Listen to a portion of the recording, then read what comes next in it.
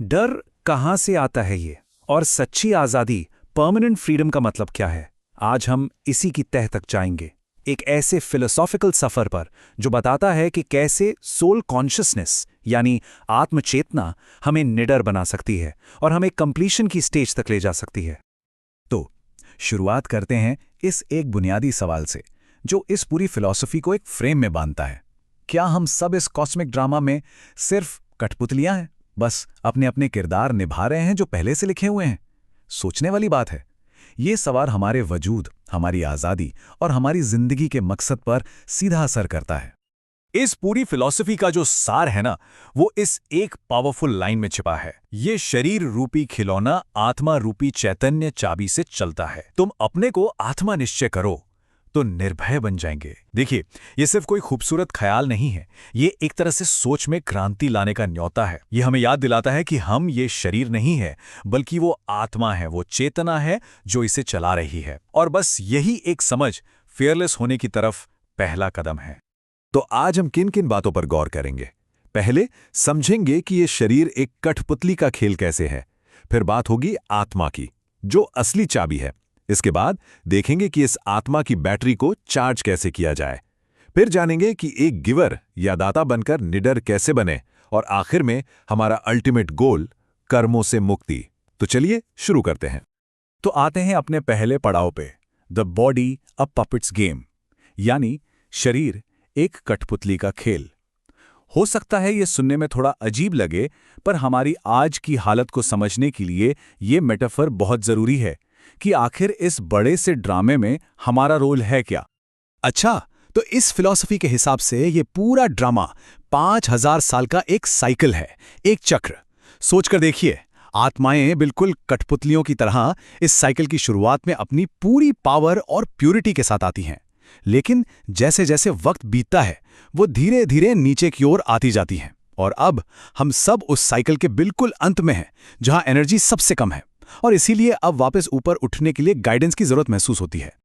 तो सवाल यह है कि इस कठपुतली के खेल से बाहर कैसे निकलें। यहीं पर इसका सॉल्यूशन मिलता है। हम आते हैं अपने दूसरे हिस्से पर, द सोल, द कॉन्शियस की, यानी आत्मा, वो चैतन्य चाबी। यहां बात हो रही है अपनी आइडेंटिटी को शिफ्ट करने की, बॉडी कॉन्शियसनेस से निकलकर सोल कॉन्शियसनेस में आने की, मतलब उस असली ड्राइवर को पहचानने की जो इस गाड़ी को चला रहा है। ये सिर्फ एक आइडिया नहीं है, ये पावर को अपने हाथ में लेना है। अब देखिए, यहां पर दो तरह की स्टेट्स ऑफ बीइंग का फर्क बिल्कुल साफ हो जाता है। एक तरफ है देह अभिमान, जिसे एक कड़ी बीमारी तक कहा गया है। ये वो हालत है जब कोई कीमती रत्नों को छोड़कर कंकड़ पत्थर चुनता है, और यही डर और अटैचमेंट में फंसा देता है। और दूसरी तरफ आत्माभिमानी होना, ये हमारा असली स्वरूप है। यहां हम ज्ञान रत्न चुनते हैं, और यही रास्ता हमें बेखौफ और आज़ाद बनाता है। तो सवाल यह है कि देह अभिमान की इस बीमारी से निकलकर आत्म अभिमानी की हेल्दी स्टेट में आए कैसे। यहीं पर हमारा तीसरा सेक्शन शुरू होता है, और एक नया metaphor, how to charge the battery. जरा सोचिए कि हमारी आत्मा एक बैटरी की तरह है जो हजारों साल के इस सफर में लगभग पूरी तरह से डिस्चार्ज हो चुकी है। तो अब इसे रिचार्ज करने का टाइम आ गया है। और इसे चार्ज करने के 3 बड़े सिंपल स्टेप्स हैं। पहला, ज्ञान रत्न धारण करें, मतलब अपना फोकस दुनिया की टेम्पररी चीजों यानी पत्थरों से हटाकर परमानेंट स्पिरिचुअल विजडम पर लगाएं। दूसरा, देह अभिमान से बचें। यह कॉन्शियस एफर्ट है कि खुद को सिर्फ ये शरीर ना समझें, क्योंकि हमारी एनर्जी सबसे ज्यादा यहीं से लीक होती है। और तीसरा, जो सबसे जरूरी है, पावर हाउस से कनेक्ट करें, माने योग या मेडिटेशन के जरिए उस सुप्रीम सोर्स से जुड़ना जो हमारी आत्मा की बैटरी को वापस फुल चार्ज कर सकता है। और जब ये बैटरी फुल चार्ज हो जाती है तो नतीजा क्या होता है? बस एक शब्द में, फियरलेसनेस, निडरता। डर, चिंता, ये सब तो डिस्चार्ज बैटरी के लक्षण हैं। एक फुल चार्ज आत्मा तो नेचुरली ही निडर होती है। अच्छा, तो एक चार्ज्ड सोल दिखती कैसी है, उसका बिहेवियर कैसा होता है?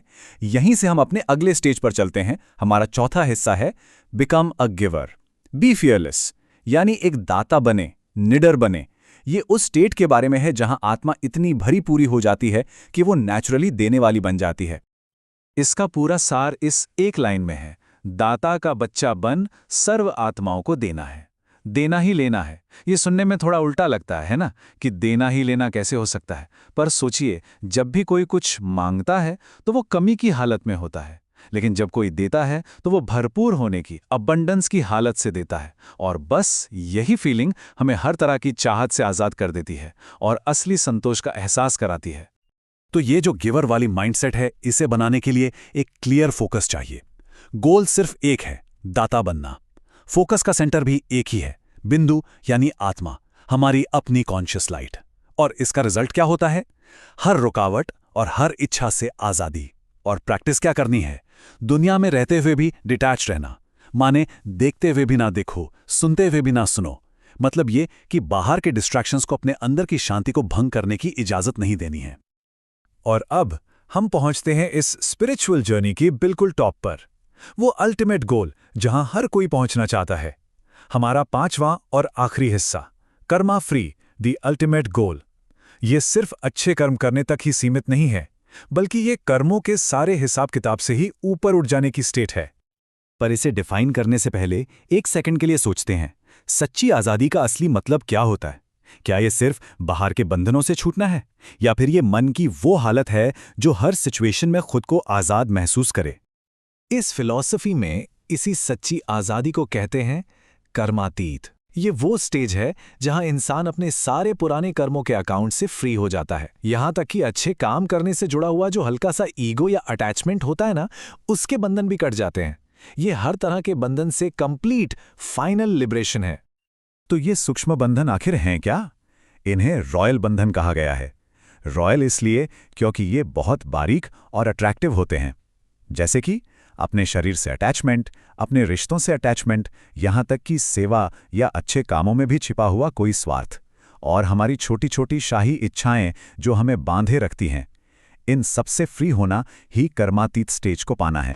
और आखिर में एक बहुत पावरफुल लाइन जो इस सारी बात का निचोड़ है, बुद्धि वो स्थिति यदि कमजोर है तो उसका कारण है व्यर्थ संकल्प।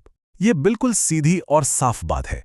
हमारी इनर स्ट्रेंथ, हमारी शांति, हमारी निडरता, ये सब कुछ हमारे थॉट्स की क्वालिटी पर डिपेंड करता है। असली पावर कहीं बाहर नहीं, हमारे अपने संकल्पों में ही है।